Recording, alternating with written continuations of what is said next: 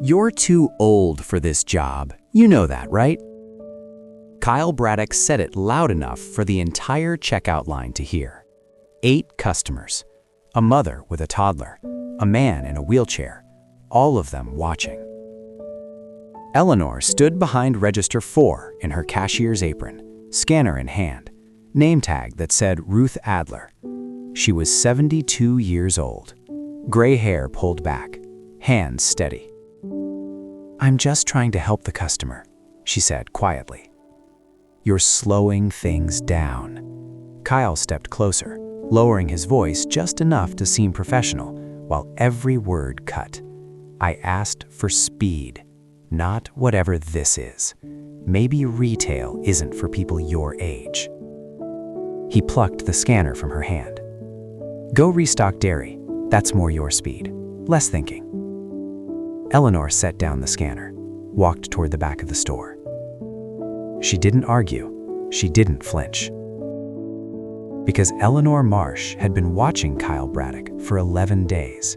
And in those 11 days, she'd found something that would end his career, cost the company $412,000, and expose a system that had stolen $340,000 from 187 elderly customers. Customers like the ones standing in that checkout line. But Kyle didn't know that. Kyle didn't know that the woman he just humiliated was the owner of every store in the chain, including this one. 2 weeks earlier, Eleanor Marsh was sitting in a kitchen that felt like a museum. Arthur's coffee mug was still on the counter, the one with the chip on the handle that he refused to throw away because their daughter had painted it in 3rd grade. Their daughter, who died at 19. The mug outlived them both. 8 months since the funeral. 8 months of mornings that all felt the same. Her son James called every Sunday, CEO of Marsh Family Foods now, the company Arthur had started with a single store in 1971. "Mom, how are you?" "Fine." "Did you eat today?" "Yes." She hadn't. But James had enough to worry about. 34 stores across 3 states, the machinery of a company that kept running, whether anyone wanted it to or not. Eleanor had never worked in the stores. That was Arthur's world. She'd been a school teacher for 38 years, 5th grade, multiplication tables and reading logs. Arthur built the business. She built something smaller, and she sometimes thought, just as important. But now the school didn't need her. Arthur didn't need her. James didn't need her. Not really. Not in the way that mattered. She saw the hiring sign on a Tuesday. She'd driven to the original store, the one on Birch Street, the one Arthur had opened with $14,000 and a handshake from a banker who believed in him. Now hiring, all positions, apply inside. She sat in the parking lot for 11 minutes. Then she went home, found clothes that didn't look expensive, took off her rings, and practiced a name she'd made up in the car.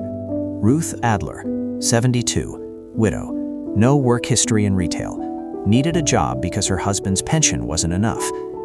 Close enough to the truth to be convincing, far enough to be invisible.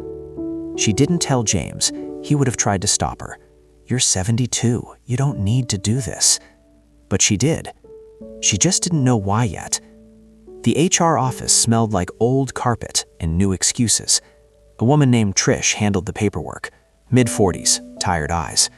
"You understand this is minimum wage," Trish said, not looking up. "No benefits for 90 days. The work is standing, 8 hours on your feet." "I understand. Most people your age apply for the bakery, sitting down, slower pace. I'd like to be a cashier." Trish shrugged. "Start tomorrow at 7. Ask for Kyle." Kyle Braddock was 38, and he knew it. He walked into the morning meeting like a man who'd memorized a TED Talk about leadership and missed the point entirely. Hair gelled, name tag tilted at an angle that said casual, but was calculated to the millimeter. "Morning, team," he clapped his hands once. "District review is Friday. I want this store looking sharp. 14 cashiers and stock clerks sat in plastic chairs in the break room.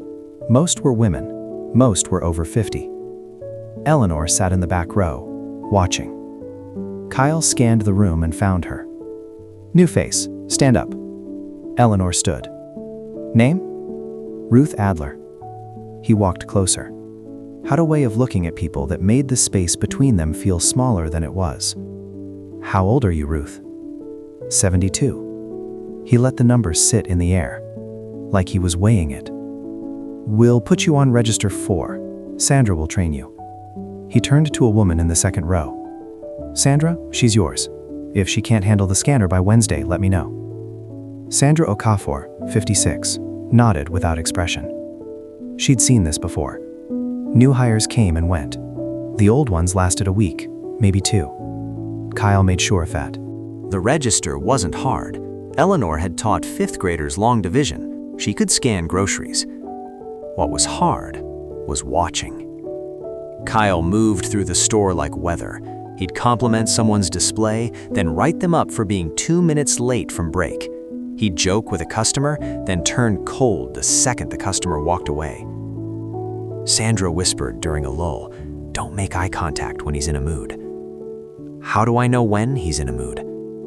Sandra almost smiled. When isn't he? That afternoon, Eleanor noticed something. Every cashier had a small card taped to their register, laminated, tucked behind the receipt printer where customers couldn't see it. Daily card goal, 3. She asked Sandra about it. Sandra's face changed. Store credit cards. We're supposed to sign up 3 customers per shift. Sandra kept scanning, eyes on the groceries. Kyle gets a bonus for every card. We get written up if we don't hit the number. What kind of credit card? Sandra didn't answer. She just pointed to the small display near the checkout, a sign that read, "Save 10% today. Ask about your Marsh Family Rewards card." It looks harmless. By day 3, Eleanor understood the machine. Kyle held a training session every Wednesday morning, mandatory, 15 minutes before the store opened. The pitch is simple. He held up the store credit card like a trophy. You say, "Would you like to save 10% on today's purchase?" They say yes. You hand them the form, they sign, done. He snapped his fingers. What about the interest rate? The question came from Dolores Menina, 61 years old, 9 years at the store. She stood by the door with her arms crossed. Shouldn't we tell them about the interest rate? Kyle's smile didn't waver, but something behind his eyes shifted. The interest rate is on the form, Dolores. If they want to read it, they can read it. Our job is to offer the savings, not the fine print. 27.99%, Dolores said. That's not fine print, that's a trap. The room went quiet. Kyle set down the card. Dolores, can I see you in my office after the meeting? He said it gently. The gentleness was worse than shouting. Eleanor watched Dolores leave the break room 10 minutes later, jaw tight, eyes wet. She didn't speak to anyone for the rest of the shift. That afternoon, Eleanor looked more closely at the sign-up forms. The cashiers were trained to fill in most of the information themselves. Name, address, phone number, all pulled from the customer's loyalty card in the system. The customer only needed to sign. Most customers thought they were signing up for a rewards card, a discount program, something free. Nobody said the word credit. Nobody mentioned 27.99% APR. And not a single cashier explained that carrying a balance could turn a $200 grocery bill into $300 by spring. On her break, Eleanor walked past Kyle's office. The door was open an inch. She heard him on the phone. 43 this month, best in the district. He was laughing. Yeah, they sign up easy, the older ones especially. They trust the store. They don't read the form. That's the whole point. Eleanor kept walking. Her hands were in her pockets. Her fists were tight. Arthur had started this company because he believed a grocery store could be a neighbor, a place people trusted.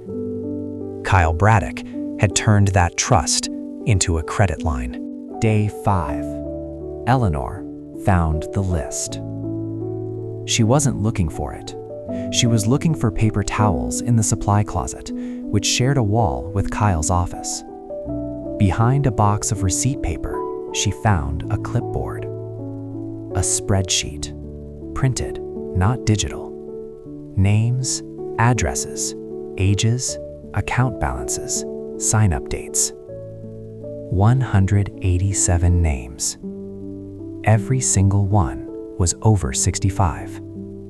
The youngest was 66. The oldest was 91. Eleanor ran her finger down the column labeled Status. Most said Active. A few said Collections. 11 said Closed, Deceased. Deceased. They were still charging accounts after the cardholders died.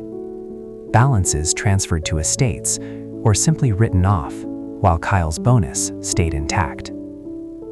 She photographed every page with the cheap phone she'd bought for this. That evening, she did the math in her motel room. Average balance across 187 accounts, $1,820. Total outstanding debt carried by customers who never knowingly signed up for credit, $340,000. From one store, one manager, 3 years. And it was all legal. Technically, the forms were signed. The terms were disclosed in 8-point font on the back of page 2. The customers had agreed, even if they didn't know what they were agreeing to. Legal didn't mean right. Arthur would have burned the building down. Day 6. She tried to talk to Dolores again. Dolores had been cold since the Wednesday meeting. Professional. Careful. During break, Eleanor sat next to her. You were right about the cards. 27.99% is a trap. Dolores looked at her for a long time. You're new, Ruth. You seem like a nice woman. But I've been here 9 years, and I've seen 4 people try to say something about those cards. She paused. All 4 are gone. I'm not going to be number 5. What if someone could actually do something about it? Dolores shook her head. Nobody can. Kyle's numbers are too good. Corporate loves him. He's untouchable. She stood up. Keep your head down. Don't ask questions. And don't sign up anyone you wouldn't sign up your own mother. Then she walked away. Eleanor would see Dolores one more time before she disappeared from the schedule entirely. Day 8. Dolores Medina wasn't at the morning meeting. Eleanor asked Sandra. Sandra looked at the floor. Kyle said she resigned, personal reasons. Did she say anything to you? Sandra shook her head. She didn't have to. That night, Eleanor called Dolores from a payphone at the motel. She'd found the number on the employee contact list she'd photographed from the break room wall. Dolores picked up on the 6th ring. Ruth? What happened? A pause, long enough that Eleanor could hear a television in the background, the weather report, something about rain. Kyle called me into his office Monday after you and I talked at break. Dolores's voice was flat. He said 3 customers filed complaints about me. Rude service, slow checkout. One said I overcharged them. Were any of them real? What do you think? Dolores exhaled. He gave me a choice. Resign or get fired with cause. If I resign, I get my last paycheck. If I get fired, he contests my unemployment. So you resigned. I have a mortgage, Ruth. I'm 61 years old. Who's going to hire me if I have a termination for cause on my record? Eleanor gripped the phone. Dolores, listen to me. Keep everything. Every text, every email, every conversation you remember. Dates and times. Why? Who are you going to tell? I can't explain yet, but this isn't over. A long silence. Then Dolores laughed. Not a real laugh, the kind that replaces crying when you're too tired for tears. "You sound like my mother. She used to say that. This isn't over. Every time something terrible happened." Was she right? Sometimes. Eleanor hung up. She sat in the parking lot of the motel for a while. The store was 3 miles east. She could see the glow of its sign from here. Marsh Family Foods. Arthur's name. Arthur's dream. The letters were bright against the dark sky. She had 4 more days. Day 10. Betty Langford. Eleanor was ready for something. She wasn't ready for Betty. Betty came in at 9:15 on a Tuesday, same as always. She had a list written on the back of an envelope. Bread, milk, eggs, bananas. "Can you help me read this?" Her voice was barely there. "My eyes aren't good and I don't understand the numbers." It wasn't a grocery list. It was a credit card statement. Eleanor picked it up.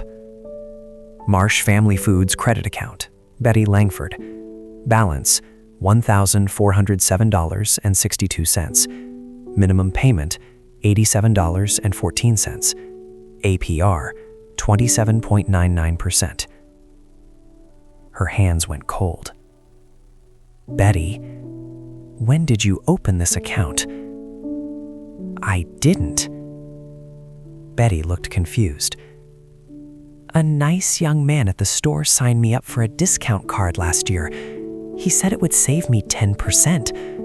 I remember because he was so polite." Eleanor looked up. Kyle Braddock was 12 feet away, adjusting a cereal display, his Employee of the Month pin catching the fluorescent light. He'd signed Betty up himself. "Do you pay for groceries with this card, Betty?" "I don't know. I pay the way I always pay. I give them my card and they run it." Betty's loyalty card and her credit card were linked in the system. Every purchase, automatic. She'd been paying with credit for 14 months without knowing. The interest had been compounding since day 1. $1,407 on groceries, a woman on Social Security, a woman who clipped coupons and bought the store brand coffee because the good kind was too expensive. "I'm going to help you, Betty, but I need a few days." Betty nodded. That trusting nod, the one that Kyle counted on.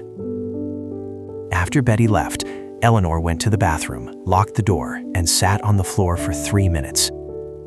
She didn't cry. She was too angry to cry.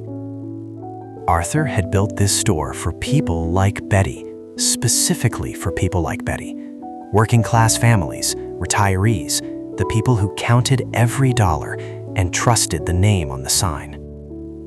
Kyle had weaponized that trust. She pulled out her phone and called James. "I need the company lawyers at the Birch Street store, Friday morning, 9 a.m. "Mom, what are you talking about?" "Friday, James, 9 a.m. Bring the full board if you can." She hung up before he could argue. Friday morning, Kyle Braddock was in an excellent mood. He'd hit 47 card signups for the month, best in the company. The district review had gone perfectly. Corporate had sent an email calling his store a model of customer engagement. He stood in the break room at 6:50, coffee in hand, practicing his speech for the morning meeting. At 6:55, Trish from HR appeared in the doorway. She looked pale. "Kyle, there's an all-staff meeting in the stockroom at 9. Corporate called it." Kyle frowned. "I didn't schedule any meeting." "You didn't." At 8:58, 26 employees filed into the stockroom. Cashiers, stock clerks, bakery staff, the deli workers who always smelled like roasted chicken. They sat on boxes and leaned against shelves. Kyle took a position near the front, still confident, still smiling. At exactly 9 o'clock, the stockroom door opened. James Marsh walked in first, 44 years old, his father's jaw, his mother's careful eyes. Behind him, 2 attorneys in dark suits carrying document boxes. And behind them, wearing the same black pants and white polo she'd worn for 12 days, was Eleanor. Kyle saw her and smiled. "Ruth, I thought you quit." Eleanor didn't answer. James stepped to the front of the room. "Good morning. My name is James Marsh. My father, Arthur Marsh, founded this company in 1971. He paused. "This is my mother, Eleanor Marsh. For the past 12 days, she's been working as a cashier in this store under a different name. What she found is the reason we're here."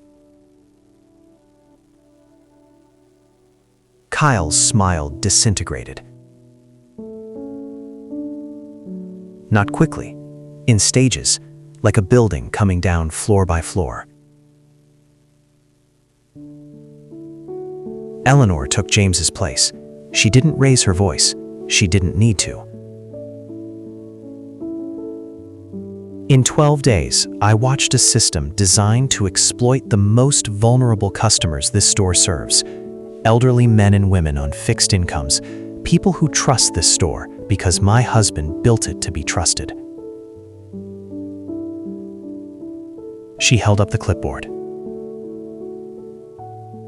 187 customers over the age of 65 were enrolled in store credit cards without clear disclosure. Most believed they were signing up for a discount program. They were not. They were signing up for a credit line with a 27.99% annual interest rate. She set the clipboard down. Collectively, those 187 customers owe $340,000 in balances and accumulated interest on groceries they could have paid for with cash.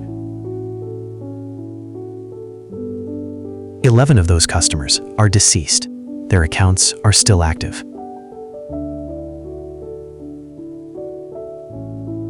Kyle stepped forward. "Mrs. Marsh, I can explain.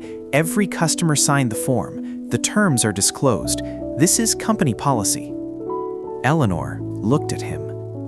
Company policy is not to lie to 78-year-old women about what they're signing. Company policy is not to train cashiers to hide the word credit from customers who trust them with their groceries. She turned to the room. "I also found that Dolores Medina, a 9-year employee, was forced to resign after raising concerns about this program. 3 customer complaints were fabricated to justify her removal." Sandra Okafor looked at the floor, tears running down her face. "Mr. Braddock, you are terminated, effective immediately. You will not receive severance. You will not receive a reference." She stepped closer. "If you choose to contest this, you should know that everything I've described is documented, photographed, and already with our legal team." Kyle opened his mouth. No words came out. The 2 attorneys stepped forward with a folder, a formal separation agreement, and a notice of investigation by the State Attorney General's office. Kyle looked around the room. 26 people looking back at him. Not one of them looked away. Security walked him out at 9:23. He left his Employee of the Month pin on the break room table. Nobody picked it up. The aftermath was methodical, the way Arthur would have wanted it. Every one of the 187 accounts was reviewed, balances forgiven, interest payments refunded. The company sent personal letters to each customer explaining what had happened and apologizing. Total cost to Marsh Family Foods, $412,000 in refunds and legal fees. James had hesitated at the number. Eleanor hadn't. Your father would have written the check without blinking, and you know it. Betty Langford received a call from Eleanor personally. "Mrs. Langford, my name is Eleanor Marsh. I was the cashier at Register 4. Ruth." "The nice one?" "Yes. I'm also the owner of the store, and I owe you an apology." She explained everything: the credit card, the interest, the refund.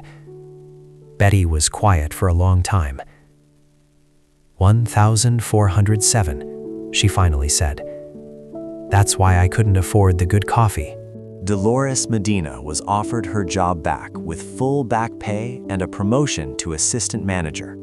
She accepted on one condition: "I want to train the new cashiers myself." Done. Sandra Okafor was promoted to shift supervisor. The first thing she did was take down the daily card goal signs from every register. 3 months later, Marsh Family Foods announced a new program. Every store would have a financial advocate on staff, a trained employee whose job was to help elderly customers understand their accounts, review charges, and flag anything suspicious. They called it the Arthur Marsh Customer Trust Initiative. Eleanor went back to the Birch Street store once more, not as Ruth Adler, not as the owner, just as a customer. She bought bread, milk, eggs, and the good coffee. At register 4, the new cashier smiled at her. "Have a good day, ma'am."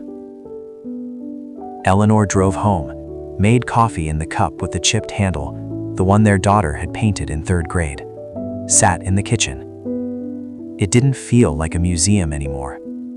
It felt like a place where someone still lived. If this story moved you, take a moment to subscribe and hit that notification bell. Every week, we share stories about dignity, resilience, and the quiet strength of people who refuse to look the other way. Leave a comment below. Have you ever discovered that someone you trusted was taking advantage of people who couldn't fight back? And if you know someone who needs to hear this story today, share it with them. Thank you for being here. See you in the next one.